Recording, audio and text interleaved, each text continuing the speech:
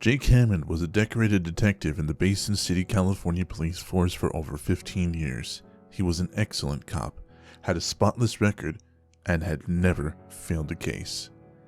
That is until 6 years ago. He was part of an investigation into a local Boy Scout troop regarding missing children, something he'd done countless times before, and he was exceedingly good at it. The scoutmaster was supposed to be helping the police force, hiding the children from the would-be murderer. In the panic of the moment, Jake agreed to let the two kids go with him. Somehow, Jake missed a piece of evidence that tied the entire incident to the scoutmaster himself. Watching them get into that car with him was the last time anyone saw those children alive.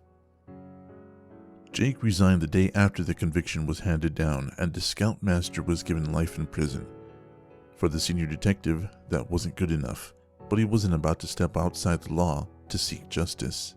Instead, he went into business for himself, specializing in missing people's cases. As a PI, he had never failed a case. He had been stabbed, shot at, beaten up, and even set on fire once. He saw it all as payback for his failure, so he wore the scars as a badge of pride and shame. Basin City was known for being a middle-class town, but every town had their problems.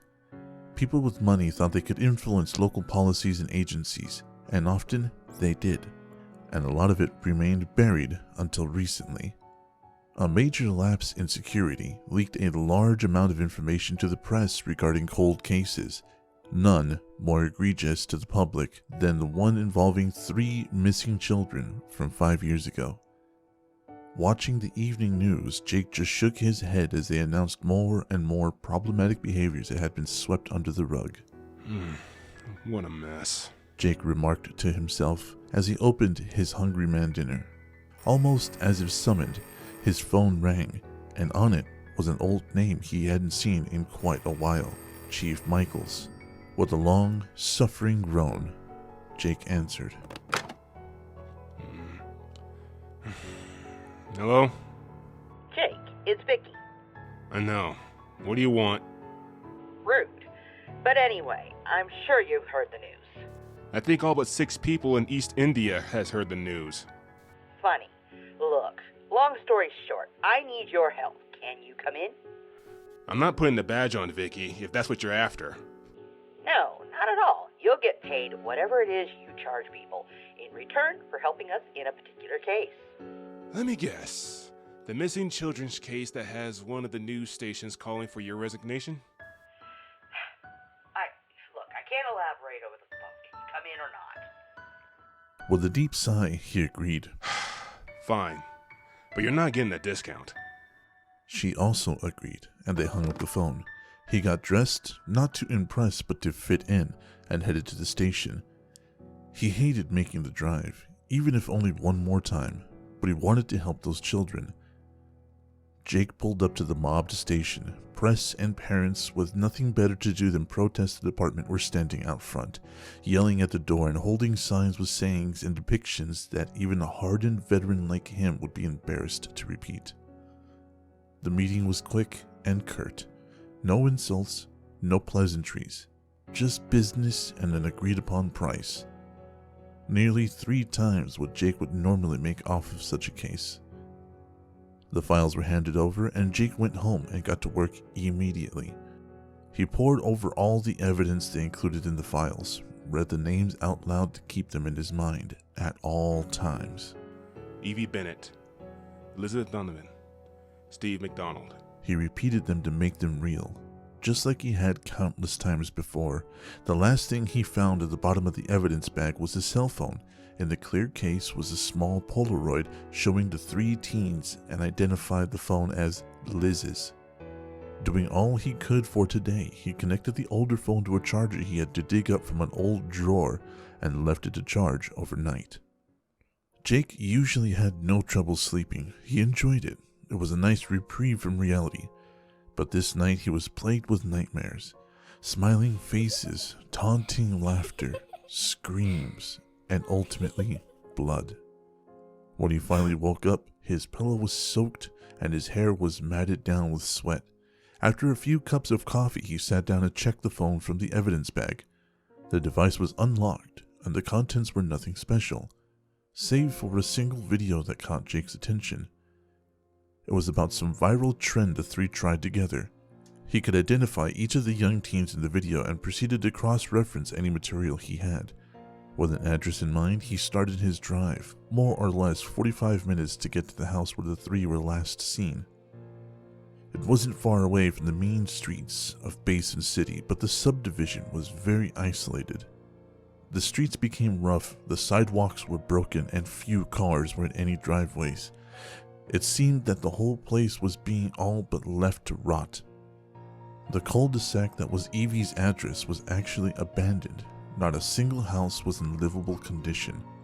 Doors had all but disintegrated, windows were broken, roofs on some of the houses had collapsed, dooming the entire structure to negligence. Jake parked his car and took his flashlight, a hazard mask, and his Glock, making sure the mag was full and one was in the chamber.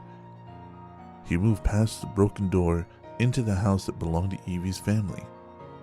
Despite the weather outside, a balmy 80 degrees, the inside of the house was practically freezing. Jake's skin ached from the drop in temperature.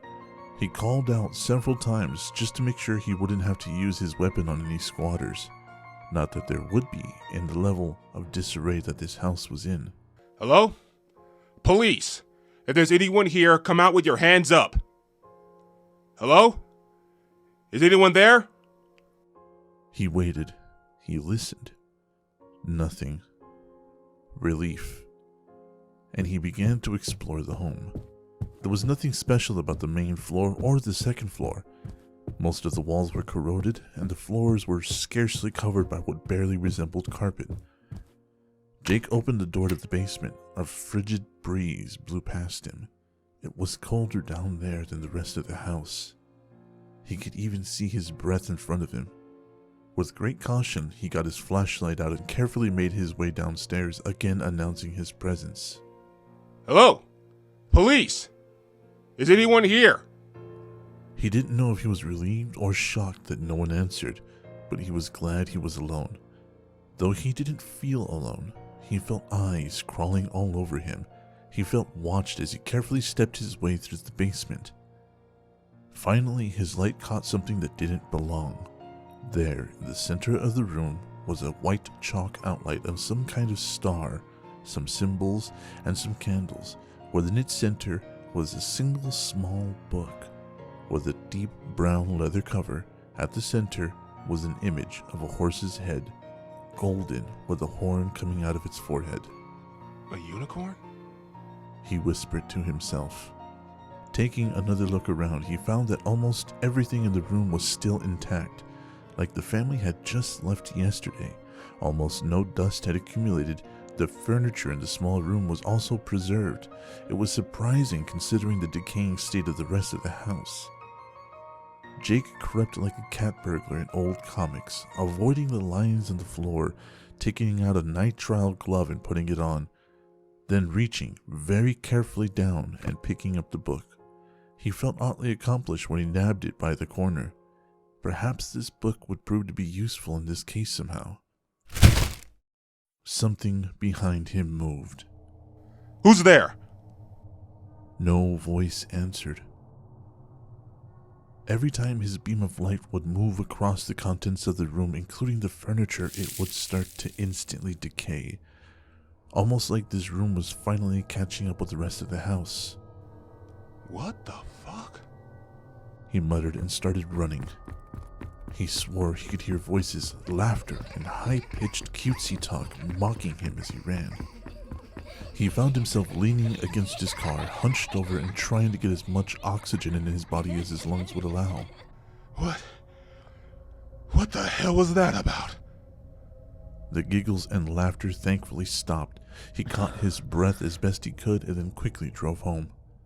Now, here he was, parked in his own driveway, feeling like he just ran a 10-mile marathon. He looked to see the book he found in that accursed basement lying in his passenger seat, just waiting for him to pick it up. Something in the back of his mind told him to just take the book and throw it in a nearby dumpster, or even better, set it on fire and be rid of it. but he couldn't do that. This was possibly the best lead he could have in the case, and the fact that the police missed this item meant the book could be invaluable. Before he could turn it over to the department, however, he needed to check it for information. He sat down at his desk and immediately opened the book to read it, but couldn't. It wasn't that the writing was illegible. That would have made more sense. No, it was in another language altogether. One he didn't recognize and no amount of internet searching could bring up. Jake continued flipping through the pages, but no matter how hard he concentrated, he couldn't focus on them, almost like his eyes didn't want to know they were there.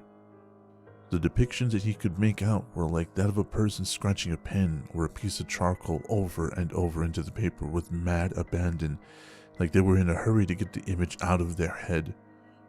Jake's head began to hurt the more he tried to read and study.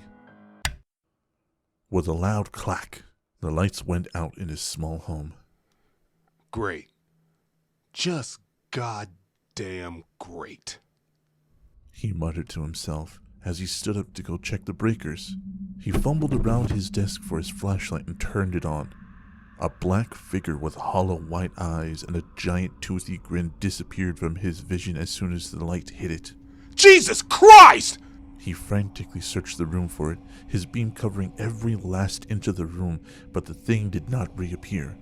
He started to hear faint giggles in his home, coming from all directions, like he was surrounded. He wasn't risking anything. Who's there? He called out and got his weapon out of the holster on the desk, prepared to fire at whatever dared move in his line of sight.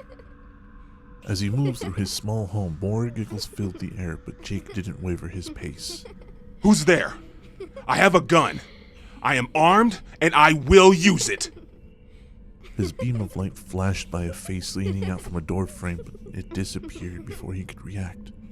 He kept going, making his way to the door to the garage. Another glimpse of something that vanished faster than he could pull the trigger. Then another. I will fire! He roared at the intruder, but got nothing back, nothing more than laughter. He managed to open the garage door at the end of his hall, but turned to check behind him, just in case. Every muscle in him froze. Around every corner of his home, hanging from the roof, every door frame, there was a black face with endless white eyes and wicked smiles staring back at him. He counted dozens. The giggling stopped. The lights turned back on. The things were gone. Jake stood with his back to the door for a moment, breathing heavily, wondering what he had just witnessed. It was so jarring he hadn't noticed it had grown so cold in his house that his breath was coming out in giant plumes. What the hell is going on? He asked no one. After searching his house one last time with his pistol and flashlight at the ready, Jake went back to his desk. He laid both the tools nearby and tried again to decipher anything in the book. A few pages from where he had left off, he did see one image that he recognized. It was the outline of a mansion on the edge of town. There was a fire, and some folks ended up dead, he recalled. The internet brought up what information he lacked, like the address and the details of the fire. They blamed it on some satanic ritual.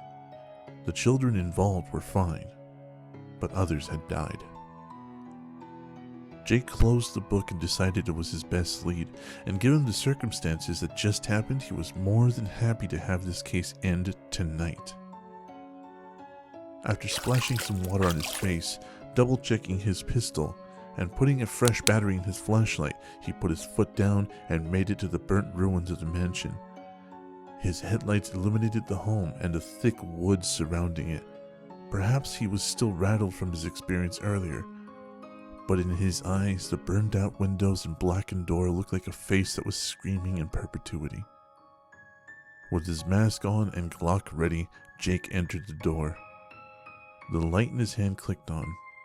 However, he didn't need to go far. There, in the entrance, carved into the dusty marble floor, was the same strange star and symbols from Evee's home. He felt he should feel shock or surprise, but at this point, he was all but convinced this was all connected. Hello? Is anyone there? A voice outside the home broke his concentration. It was a young woman's voice calling out. He walked outside, pointing his pistol at the young woman standing between him and his car. Who are you? She looked very young, maybe 19 years old. She had on rags of old clothing, her hair was matted, and her skin was filthy. Who am I? What's going on? I don't understand. Jake didn't move, trained on her. Lady? I'm the guy with the gun, and I'm telling you right now, identify yourself. She lifted her dirty hand to shield her eyes from the light in his. Evee Bennet. My name is Evee Bennet. I live at 2314 Benshire Lane. A moment passed as Jake was processing what he was hearing.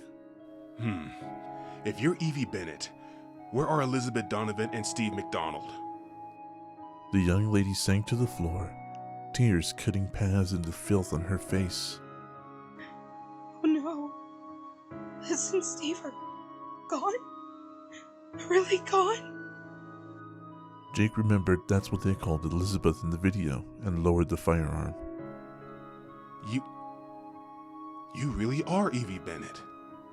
All she could do was nod as she choked back tears. Oh, God. My mom. My dad. Oh, God.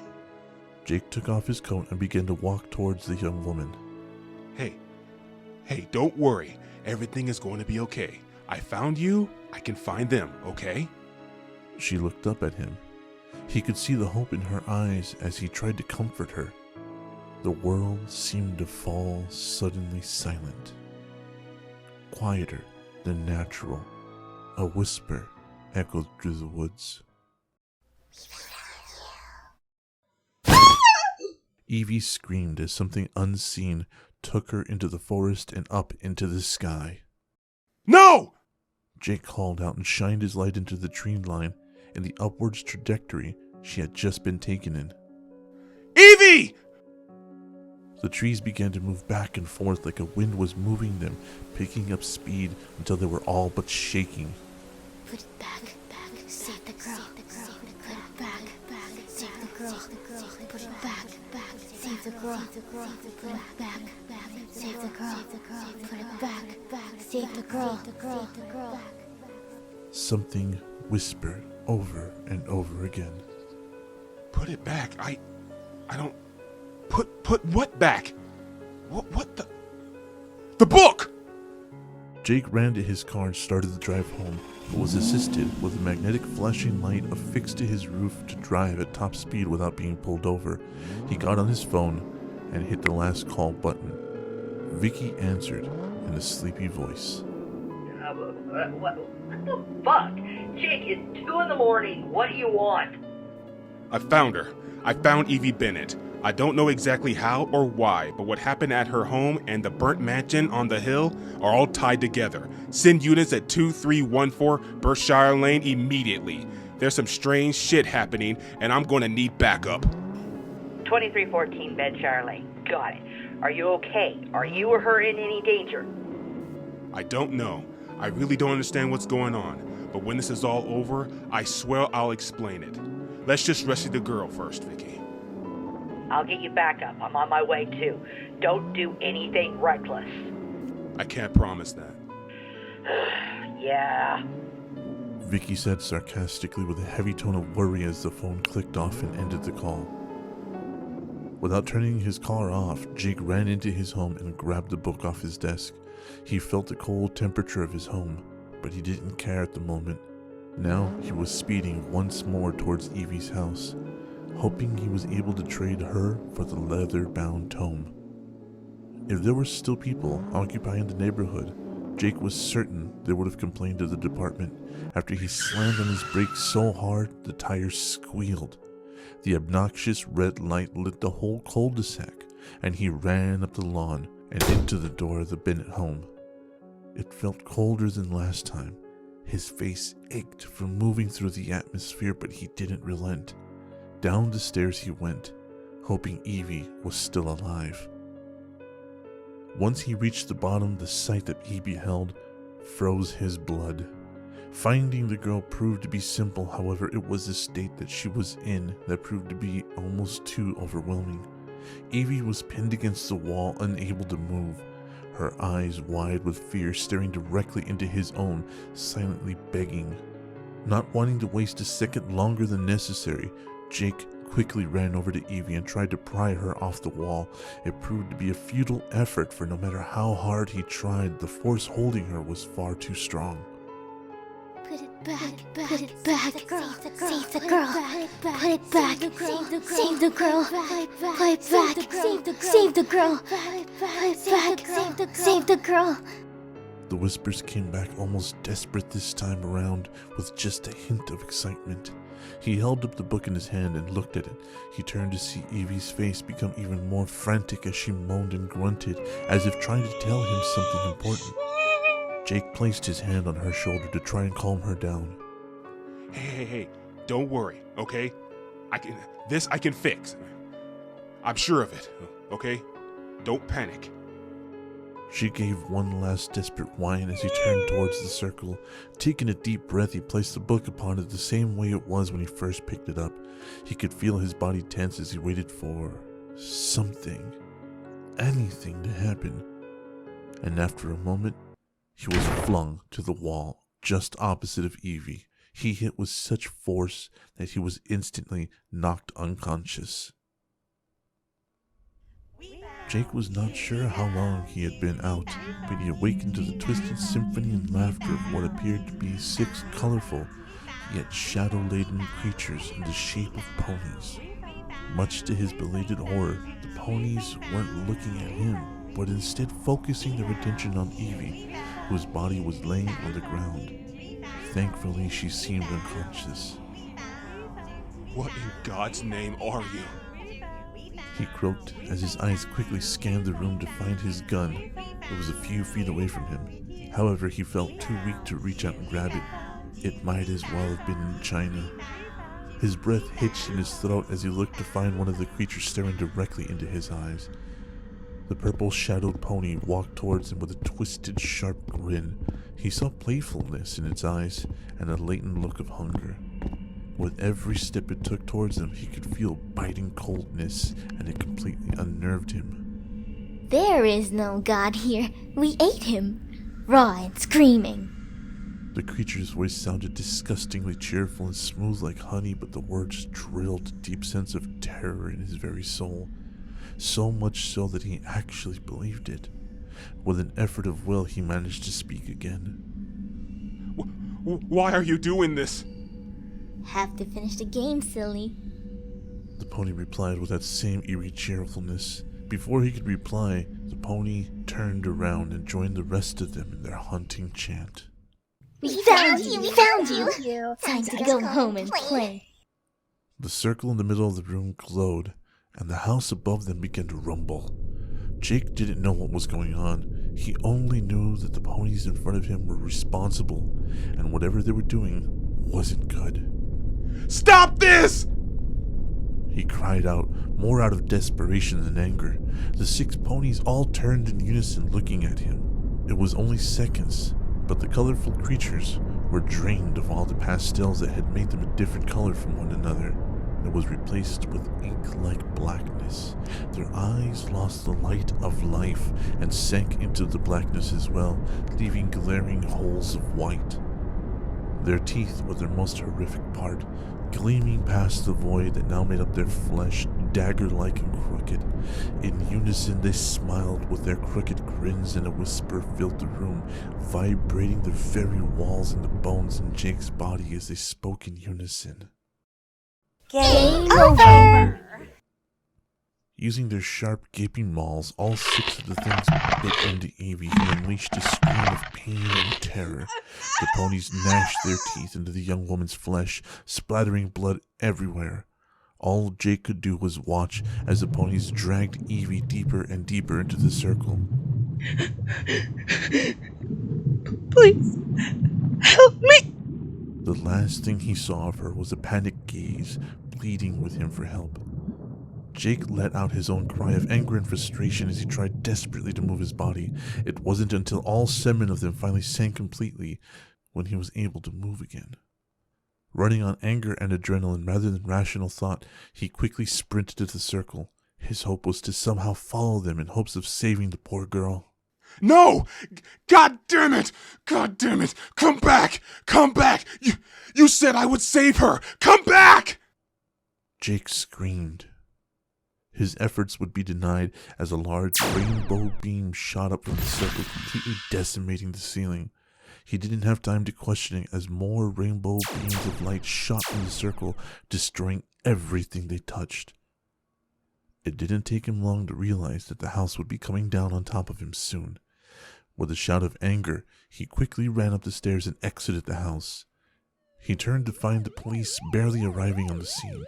He wanted to yell at them, to give orders to go in there and do something, but his attention was directed elsewhere as he and the rest of the police force watched as the rainbow beams of light shot out into the night sky, completely tearing the house apart to its very foundation. After what seemed to be an eternity, it was over. The rainbow was gone, and the house was nothing more than rubble. He flinched as he felt a hand on his shoulder. He turned around to find that it was the police chief, Victoria, looking at him with both confusion and disbelief. What the fuck was that? Jake was quiet for a few moments. Then, with a voice full of sadness and defeat, he said, I found Evee Bennet. Jake, where is Evee Bennet? What happened? Jake stared at Vicky for a moment again, before the words finally escaped him. Came over.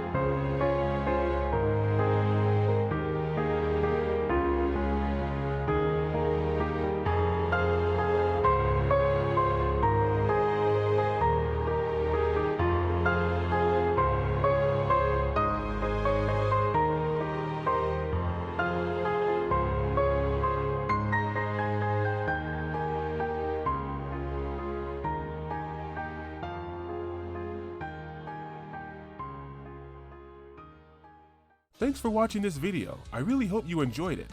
Please support the channel by subscribing and leaving a like. Every little bit helps. So take care and see you next time.